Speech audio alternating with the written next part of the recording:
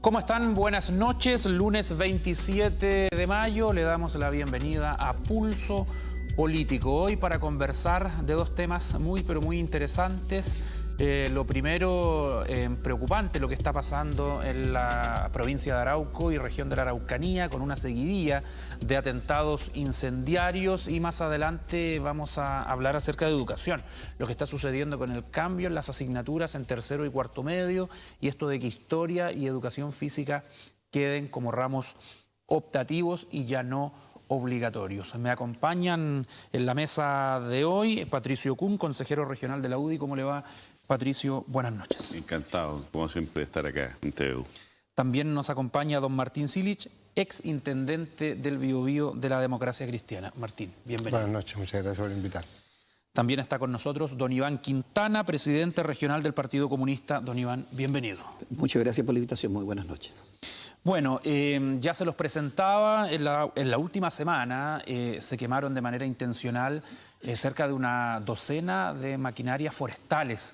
Ya la coordinadora Arauco Mayeco, la CAM, se ha adjudicado varios de estos hechos delictuales, violentos, y también el grupo Resistencia Mapuche. Lo último, lo acontecido durante esta jornada, el intento de quemar una cabaña que estaba junto a otras que pertenecían a Carabineros en Quidico, en la comuna de Tirúa. Hay una coincidencia en los últimos días, Patricio Kuhn, de estos hechos. Parece una ola de violencia porque prácticamente no ha habido ningún día en que no se registre un hecho de esta índole. ¿Cuál es su diagnóstico?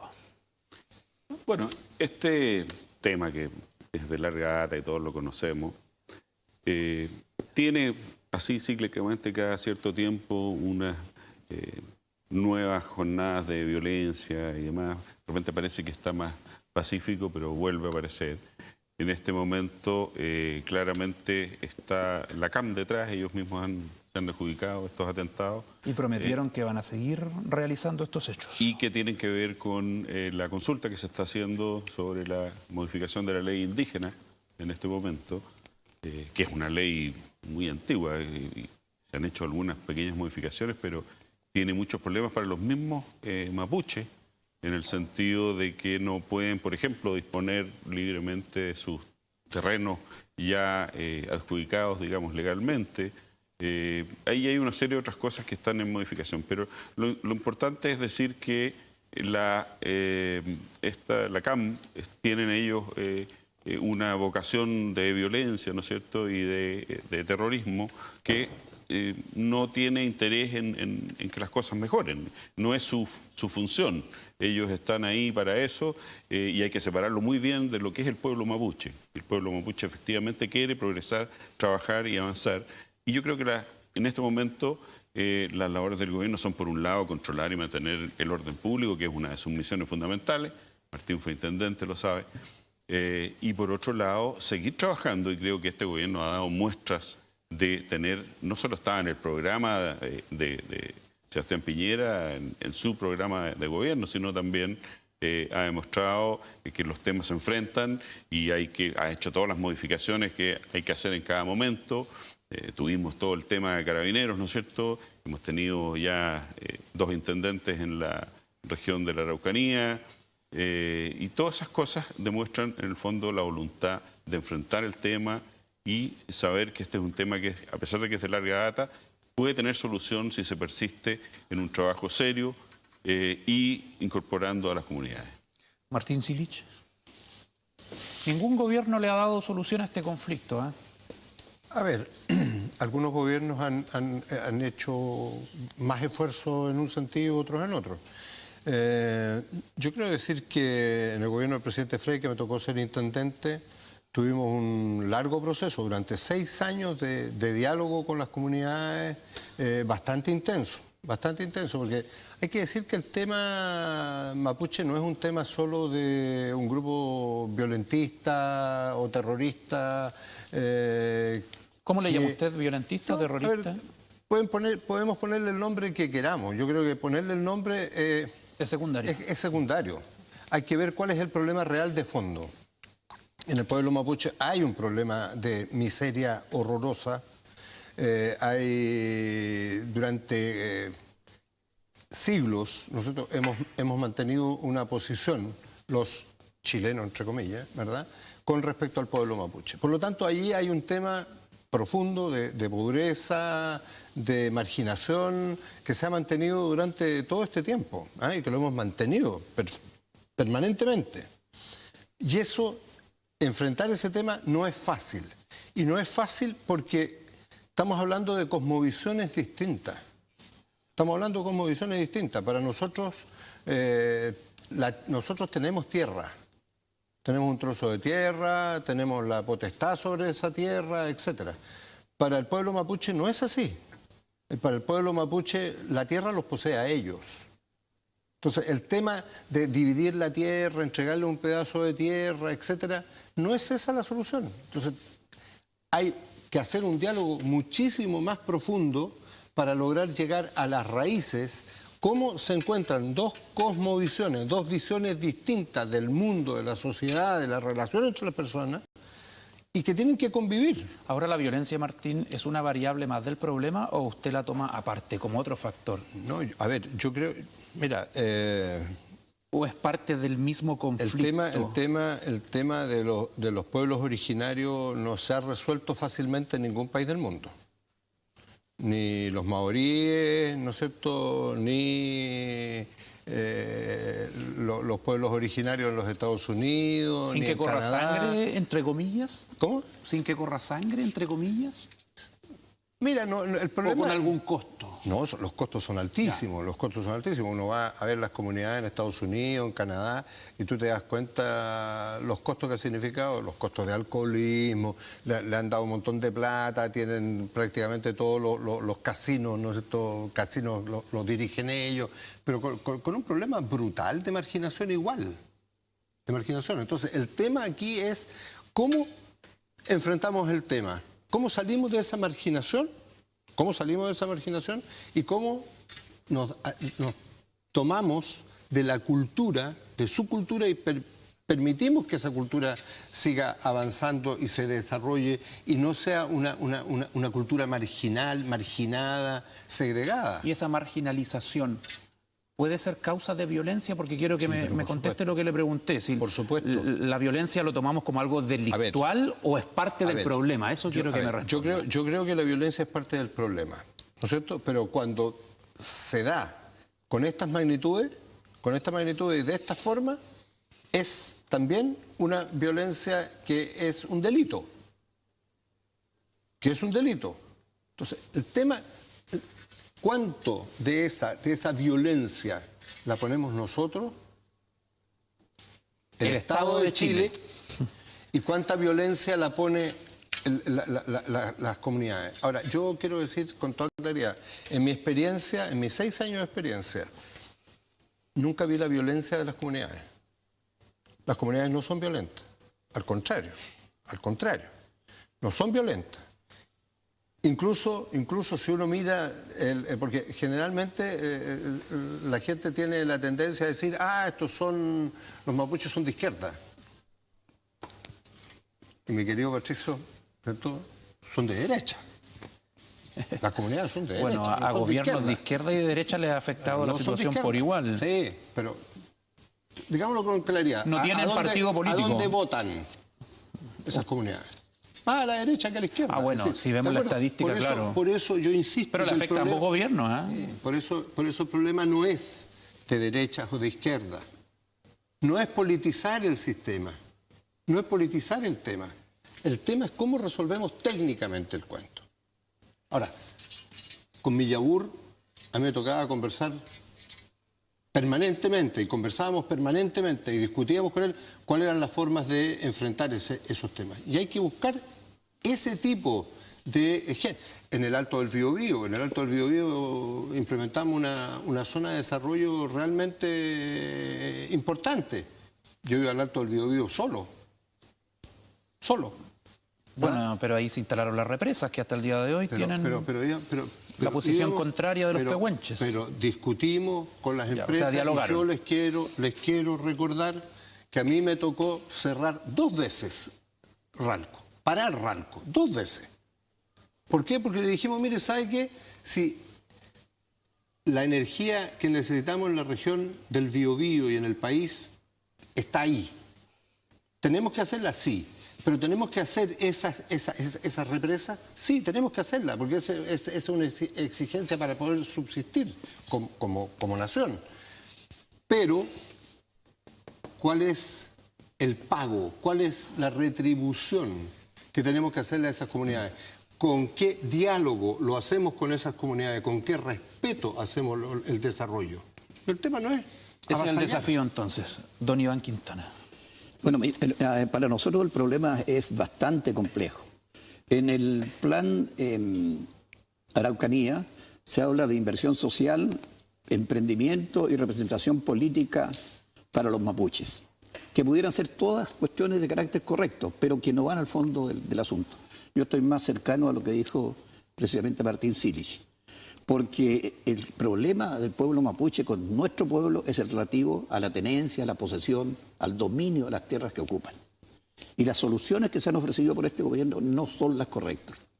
Cuando se tiende a particularizar y a dejar en manos de los individuos algo que para la mayor parte de los mapuches o para una gran parte de los mapuches es un asunto colectivo.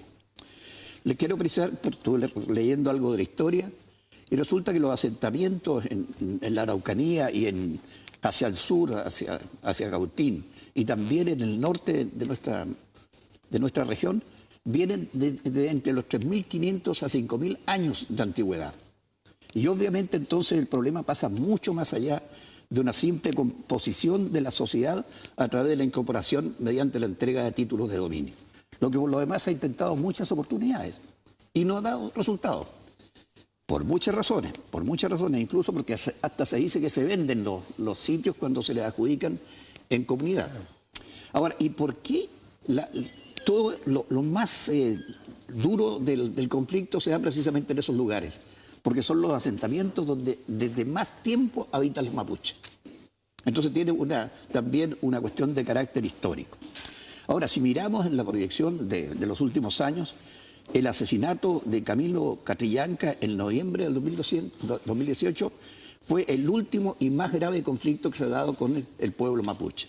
Y está demostrado que esa fue una maquinación porque no tuvo participación alguna Camilo Catrillanca en un hecho de violencia, ni tampoco el muchacho que los acompañaba. ¿Usted cree que esa herida no está cerrada todavía? No está cerrada. ¿Que faltan responsabilidades políticas? No está cerrada y tampoco se reconoció entonces la responsabilidad del gobierno con la instalación del comando Jungla. ¿El ministro del Interior? No, efectivamente, así fue. ¿Debiese haber salido Andrés Chadwick? En ese momento se planteó por varios sectores políticos que debió haber salido el ministro del Interior. Porque al comienzo las explicaciones que se dieron fueron absolutamente vacilantes, ambiguas y sin precisar debidamente lo que había ocurrido. De manera entonces que es una sucesión de hechos históricos que se vienen dando, lo que significa que perfectamente también pudiera tener validez la opinión de algunos de que pueden manifestarse de cualquier forma con el objeto de avanzar en su reivindicación histórica. ¿Esa violencia refleja la impotencia de un pueblo? Entre otras cosas, entre otras cosas. ¿Comparte esa visión, Yo Patricio? creo que la violencia nunca podemos justificarla. Podemos explicarla en algunos periodos de la historia, claramente, pero el hecho de justificarla significa que no hemos avanzado nada. Significa que estamos todavía en los inicios de cualquier posibilidad del conflicto. Hoy día, sin ir más lejos, lo que estamos viendo y esta nueva ola de ataque, que son terroristas, porque cuando uno no busca robar ni más que causar daño y terror, es un acto terrorista claramente, pero más allá de esa consideración, lo que hoy día es la causal, que la CAM, que es la que se ha atribuido esto, es esta consulta. ¿Y la consulta para qué es? La consulta es justamente para tratar de mejorar esta ley y decir que de repente los pueblos mapuches pueden ser pueblos sin tierra, pobres. O pueden ser pueblos con tierra, pobres también. porque no tienen posibilidades de hacer mucho. La misma CONADI que les entrega herramientas, no es posible de repente que actúe ni siquiera los planes del gobierno, ¿no es cierto?, para ayudar a que ellos puedan hacer mucho más productivo lo que quieran hacer. Comparto que hay una cosmovisión distinta sobre la tierra, pero ellos también tienen que sobrevivir y vivir. Y ellos son pueblos pacíficos y son pueblos de trabajo también. Históricamente tienen distintas áreas de agricultura y demás que ellos abordan. Y eso es lo que en eso es lo que hay que trabajar. Por eso digo que hay que separar totalmente. El tema de la violencia es un tema y está circunscrito a una organización que está financiada no sé por dónde, pero obviamente que necesitan dinero para las armas, para todas sus intervenciones y para su organización. Y por otro lado está el pueblo mapuche, que es un pueblo, como ha dicho Martín, es un pueblo trabajador, es un pueblo pacífico, es un pueblo que quiere progresar, igual que todos los demás, y tienen derecho a hacerlo. ¿Y cómo combate el tema de la violencia? Si tenemos a Carabineros, ya no con este comando jungla, decisión que tomó el gobierno luego del caso Catrillanca. ¿Ve usted de que la fuerza policial, al menos la uniformada, se ha despotenciado en la zona de la Araucanía, Patricio? Bueno, yo creo que... ¿Serán suficientes las fuerzas especiales, como se dijo en su momento? A ver, como dijimos, una de las obligaciones básicas del gobierno de turno es mantener el orden público. Y en ese sentido no podemos esconder la cabeza a que este es un tema que afecta a muchísima gente, afecta también a los mapuches. El otro día leí una encuesta donde ellos mismos decían, más del 80% decía que efectivamente les afecta negativamente. Entonces eso quiere decir que lo que el gobierno siempre tiene que hacer, cualquier gobierno, es enfrentar el tema y en la parte de violencia, aplicar todas las medidas que ¿Hay que inyectar más recursos a Carabineros? ¿Dotarlos de no lo sé, a lo mejor equipo? A lo mejor lo que se necesita es mayor coordinación, se necesita mayor, puede ser dotación de personal, puede ser preparación de ese personal. Hay algunos carabineros que son mapuche, ellos dominan la lengua, pueden ser cosas que articular ahí y que pueden ir mejorando, ir en ese sentido. No solamente más recursos, porque eso sabemos que no va a solucionar el problema de fondo. Eso es para controlar hechos de terrorismo puntuales.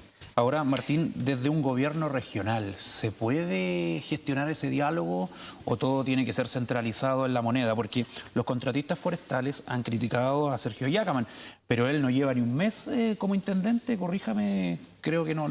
Y lo tomaron como una crítica injusta. Claro, sí, de que no llamaba al diálogo, de que reaccionaba tarde. ¿Un intendente puede hacer un esfuerzo en un problema que es tan macro?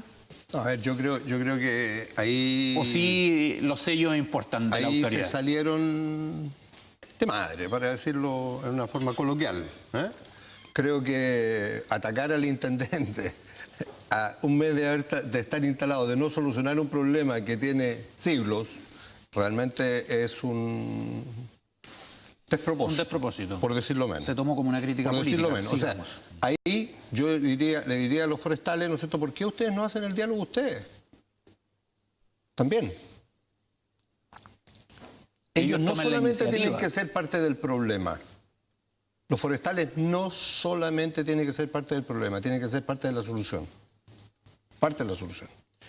Cuando nosotros vemos cómo está forestada la región del Biobío, es fantástico. Yo siempre he defendido el sector forestal en la región del Biobío, pero creo que tiene deficiencias brutales desde el punto de vista de la seguridad, del punto de vista de las áreas, ¿no es cierto?, urbanas y alrededor de la ciudad.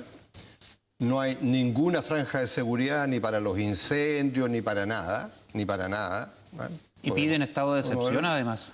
Bueno, y además de eso, ¿no es cierto?, además de eso, pagan muy pocos impuestos, porque se tragan una gran cantidad del agua de la región del Biobío, ¿verdad?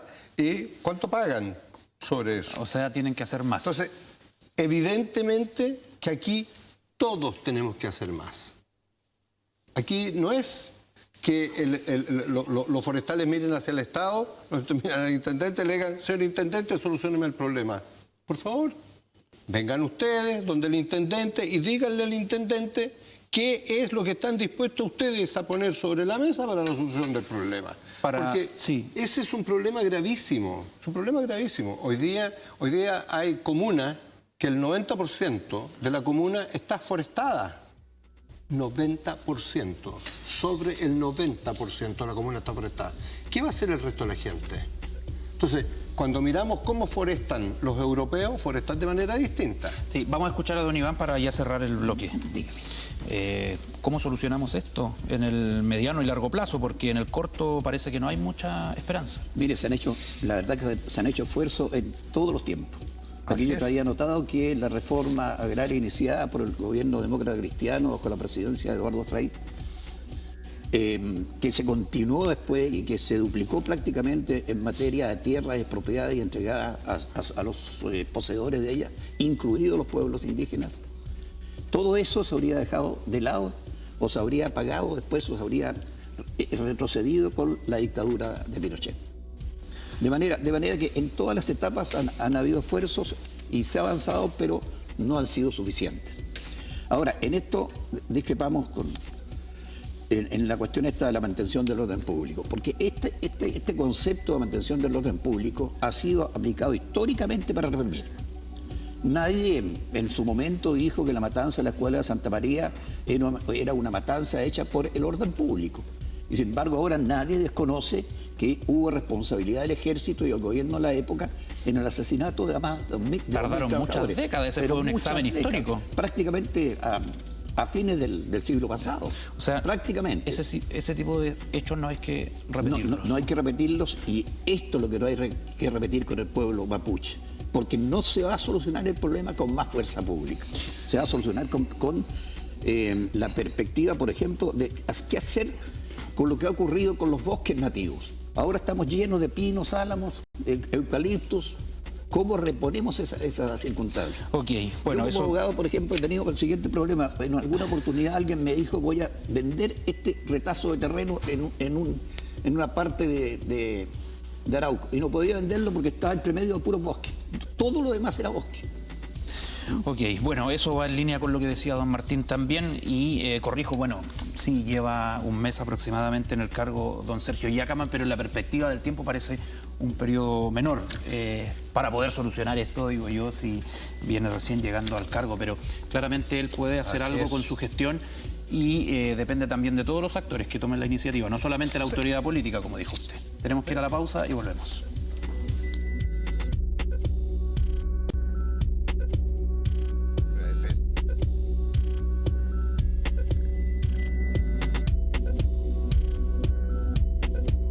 Kino trae 5.000 millones. Somos una universidad soñada y construida desde concepción. Y pronto cumpliremos 100 años. Pero la obra iniciada con entusiasmo y audacia se prosiguió con constancia inquebrantable. Un siglo con espacios para todos. Algunos aprendieron a caminar, a andar en bicicleta, a estudiar y sí, también a casarse. Esta es la casa de mentes luminosas, artistas visionarios, rebeldes, científicos adelantados a su tiempo, ciudadanos de espíritu libre. ¿Por qué la gente de esta universidad no puede estar quieta? Vamos a recibir juntos el próximo siglo. Somos la generación centenario.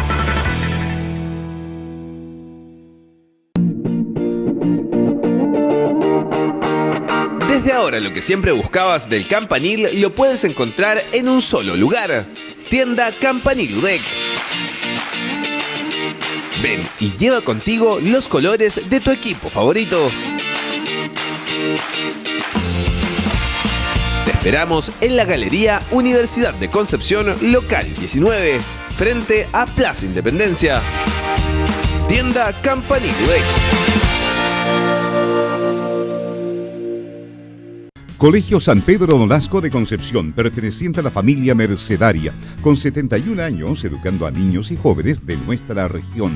La educación mercedaria es cristocéntrica y humanizante. Buscamos entregar educación de calidad para desarrollar las habilidades de nuestros alumnos en las ciencias y formar personas que vivan los valores del Evangelio, aportando a nuestra sociedad con justicia, verdad, solidaridad, empatía y libertad.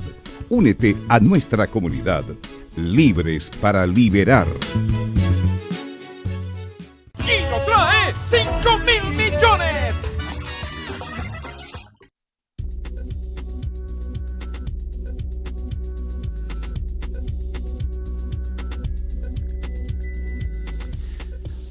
Continuamos en Pulso Político, acá en Canal TVU, para dialogar en este segundo bloque acerca de los cambios que hay con las asignaturas para tercero y cuarto medio a partir de el 2020, a partir del próximo año, y que han generado una polémica principalmente por lo que pasa con el ramo de historia, que ya no es obligatorio para estos niveles, sino que va a pasar a ser optativo. Lo mismo que educación física, pero son los académicos, profesores de historia, no todos, algunos, que han expresado su rechazo a esta modificación. ¿Qué tan relevante es para la educación de un joven, de un adolescente y su futuro, Patricio Kuhn? Mira, que hay que pensar lo siguiente. La educación en Chile tiene esa deuda que todos reconocemos de mejorar la calidad. Más bien hemos ido en el sentido inverso durante muchos años. Y también tenemos que pensar que si seguimos haciendo más de lo mismo, esos son los mismos malos resultados que vamos a seguir obteniendo. En ese sentido, esta modificación, que es del Consejo Nacional de Educación, ¿no es cierto? Propone el Mineduc, pero es el Consejo el que decide y incorpora estas modificaciones que yo creo que, pensando positivamente, buscan innovación en el tema de la educación, especialmente también en lo que se refiere a la flexibilidad. El hecho de que los alumnos puedan decidir. Todos, si nos acordamos, no fue hace tantos años que estuvimos en la educación primaria y secundaria, de las cosas que más a uno le podían de repente hacer mala fuerza es que sean obligatorios, ¿no? Este libro para leerlo obligatorio. Entonces, esa flexibilidad también permite que de alguna manera podamos pensar que los resultados pueden ser mejores. Y los contenidos, y esto sí que es importante decirlo, los contenidos de historia, por ejemplo, yendo al tema de ese ramo, están pensados para ser impartidos durante los ciclos de primero y segundo medio. Y después en tercero y cuarto medio se incorporan de todas maneras algunos en este nuevo ramo que se llama educación ciudadana. Entonces, no es para dramatizar, entonces, según su punto de vista. No, y yo creo que está bien explicado. Además hay que explicar que este consejo nació en el año 2017, creo, 2016. No es de este gobierno, digamos. Entonces no es tampoco que este gobierno esté tratando de imponer esto, sino que es un estudio que viene bastante largo y donde se trabajó, entiendo, con todas las comunidades. Yo personalmente pienso que una de las claves de la educación es la comunidad escolar en su conjunto. La comunidad escolar motivada, y eso es lo que explica muchas veces por qué hay colegios, creo que los mejores colegios de Chile, incluidos los particulares, son unos puntuales que están en algunas partes de nuestro país. Hay uno en Chillán, ¿no es cierto?, en San Nicolás, por ahí, que dicen que es el mejor de Chile. ¿Y cuál es el secreto? ¿Por qué llegaron a eso? ¿Por qué llegaron a ese círculo virtuoso, ¿no es cierto? Y es porque la comunidad escolar está integrada. Y así como los padres están interesados, los profesores, y todo se va potenciando, porque no hay nada más potente, creo yo, para un estudiante, para un joven, para un niño, saber que a alguien le importa lo que él está haciendo. Él está estudiando y cómo le va, a alguien le importa. Y eso creo yo que es lo más importante que hay que rescatar y hay que trabajar. Y estas medidas, que pueden ser mejoradas o no, creo que van por lo menos en el sentido de buscar innovación en el tema de educación para hacer algo diferente y obtener mejores resultados.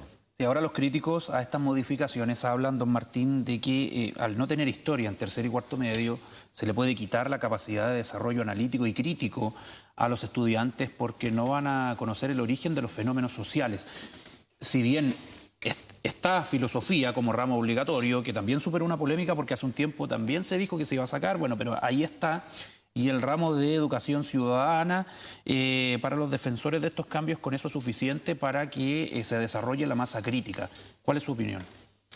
A ver, yo creo que nos hemos pasado 50 años haciendo reformas de parche. Haciendo reformas de parche. Si nosotros miramos y comparamos dos países, comparemos Singapur con Chile.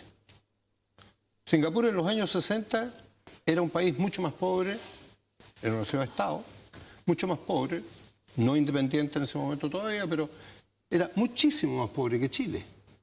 Muchísimo más pobre que Chile. Yo quiero decir que el año 2000, cuando nosotros en la región del Biobío estábamos hablando de biotecnología, estábamos hablando de un centro de biotecnología y tal, Singapur no tenía nada en biotecnología, nada, cero.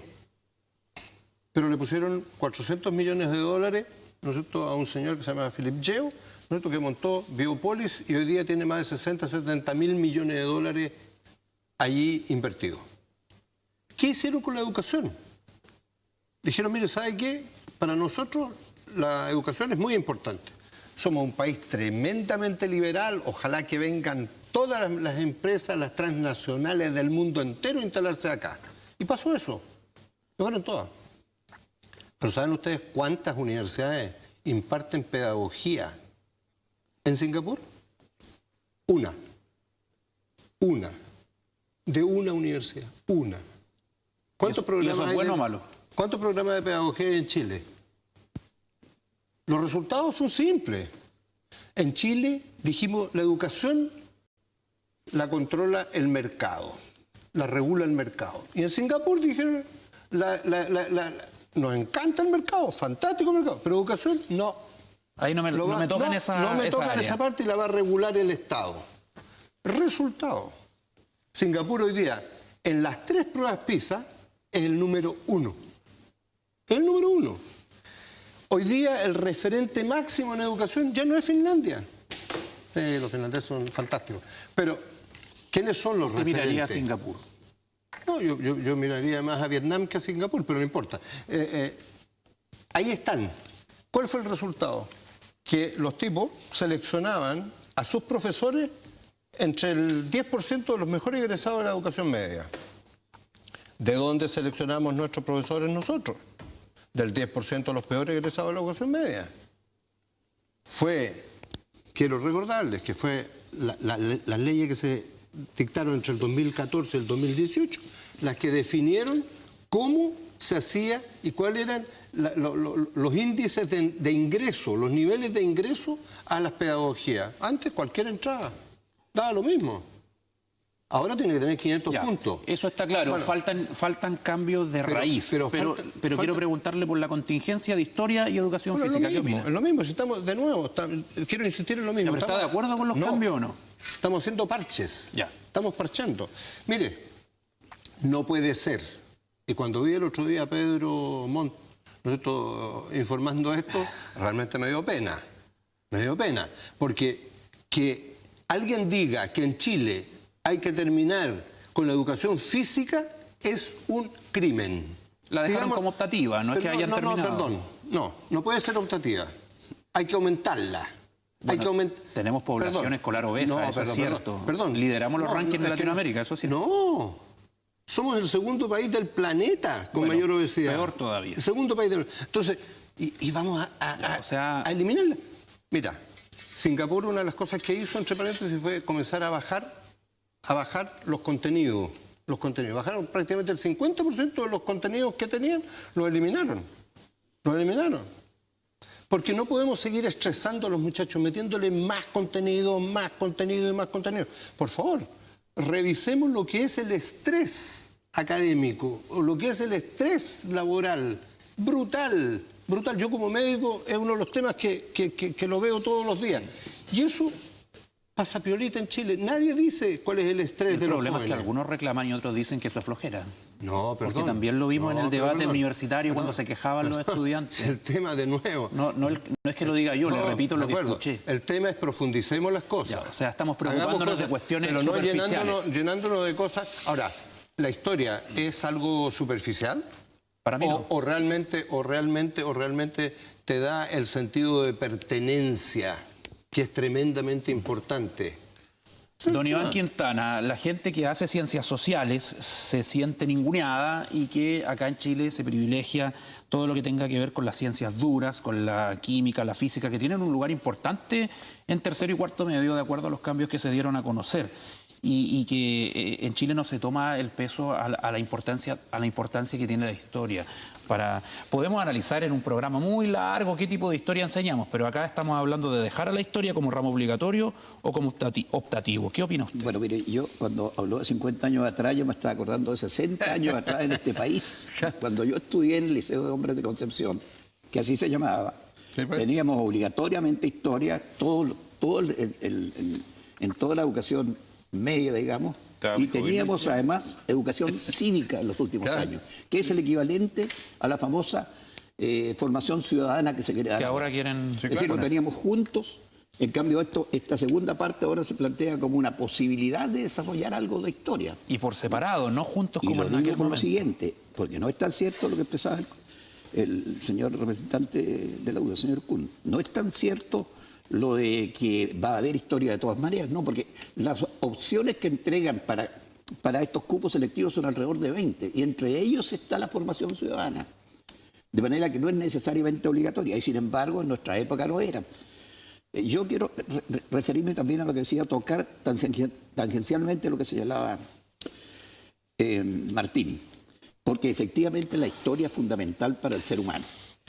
Aquí hay una cita que hacía Carlos Peña de Julián María que dice lo siguiente: la historia en cuanto a disciplina sobre el pasado es indispensable para el ser humano. El individuo humano no tiene naturaleza sino historia. De manera entonces que, mire, y hacer una mención con respecto a la forma como se está estableciendo.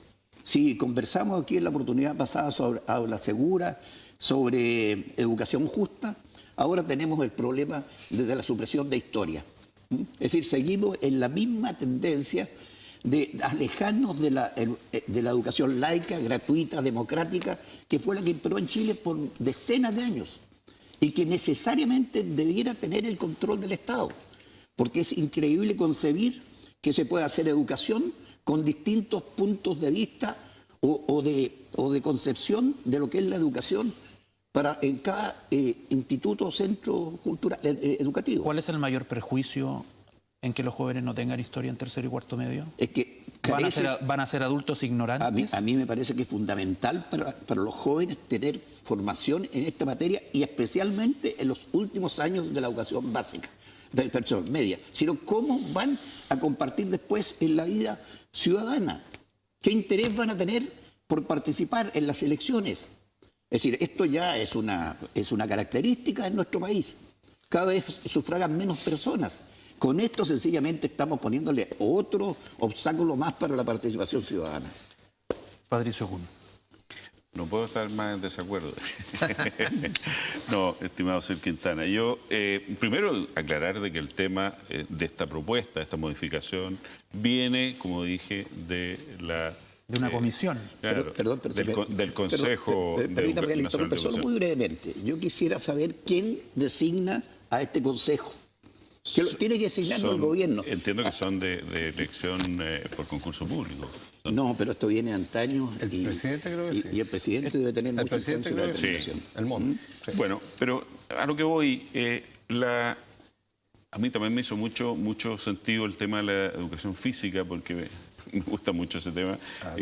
Pero escuché la explicación y entiendo que, siguiendo en la línea de lo que estaba diciendo yo, esto es innovación, esto es buscar soluciones a los problemas concretos que tenemos. Hoy día tenemos un problema, pero enorme, de comprensión de lectura, ¿no es cierto? O sea, determinado de que casi un 50% de los alumnos que salen de cuarto medio no entienden lo que leen. ¿Pero cómo va a atacar ese problema si no hay historia? Bueno, ¿qué hay lectura? Por eso mismo. Pero que lean historia. Estos cursos, pero la educación cívica de la que estaban hablando ustedes está comprendida dentro de la educación ciudadana, y es muy importante. Ese en algún momento desapareció y fue muy grave, porque eso sí que tiene relación con lo que está diciendo el señor Quintana. Tenemos gente que no está identificada y que no quiere votar, no quiere participar, porque se siente totalmente ajena, y eso creo que va en esa dirección. Por eso que yo pensando positivamente, como dije, en que estas modificaciones, estos cambios son apuntados directamente a donde tenemos problemas, y a lo mejor hay que bajar la cantidad de materia, ¿no es cierto? Exactamente lo que ha dicho Martín, no solo para no estresar a los alumnos, sino que para dirigirlos en el sentido que la vida moderna necesita. Hoy día tienen que estar mucho más conectados con lo que pasa en el mundo, pasa en su país, en su comunidad. Eso sí que es importante, y eso por eso yo sigo afirmando de que esto me parece que es una medida que puede no ser perfecta, pero va en buen camino. Si seguimos con lo mismo de antes, las clases que tú mencionabas de educación física, hoy día en la práctica eso son un poco más de recreo. O sea, como decía alguien, les enseñan a hacer la carretilla durante... Y la voltereta. Entonces, eso hay que cambiarlo, estoy de acuerdo contigo. Y el simple hecho de que a lo mejor, si son electivas o la comunidad, ¿no es cierto?, elige incorporarla, significa también un mucho mayor interés. Hoy día los niños de 16, estamos hablando de 16 años para arriba, ¿no es cierto?, son niños que tienen perfectamente definidos sus intereses y sus hábitos respecto a la actividad física, ¿no es cierto? Por eso es un tema importante. Pero estoy de acuerdo en que esos temas tienen que ser discutidos. A lo mejor tiene que haber una parte que sea obligatoria y el resto que sea deporte. Hay otros países donde les enseñan directamente algún deporte, tiene que elegir un deporte. Sí. Bueno, en mi época se le pasaba una pelota a un niño y los profesores era como que tuviera una bomba porque le van a quebrar los vidrios y quitaban la pelota en vez de fomentarnos jugar. Y eso no puede ser, yo creo, porque eso atenta contra el deporte, más allá del que sea. Nos quedan pocos minutos, Martín. ¿El gobierno está perdiendo el tiempo para poder hacer un esfuerzo más y mejorar la educación, digamos, pública? Porque esto de la calidad, todos hablan de la calidad, pero nadie sabe la fórmula secreta, si es que la hay.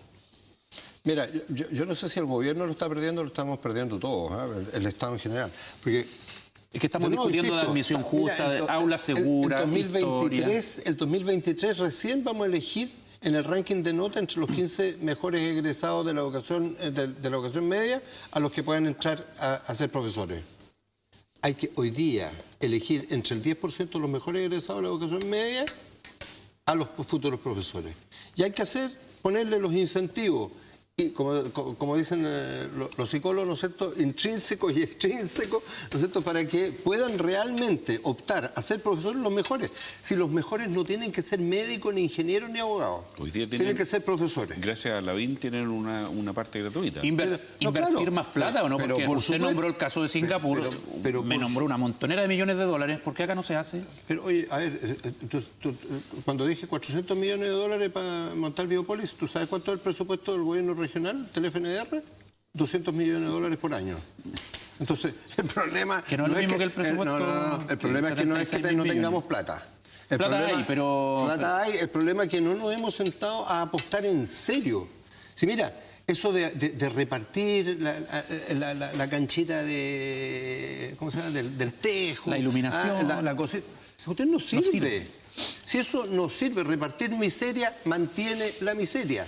Apostar en grande hace dar saltos grandes. Ese es el tema que tenemos hoy día, y en la educación fundamentalmente. Para ir cerrando, don Iván Quintana, la educación, vaya qué tema, ¿eh? Mire, yo estoy convencido que realmente lo que debiera estar en el núcleo de la educación debiera ser los ramos de carácter obligatorio.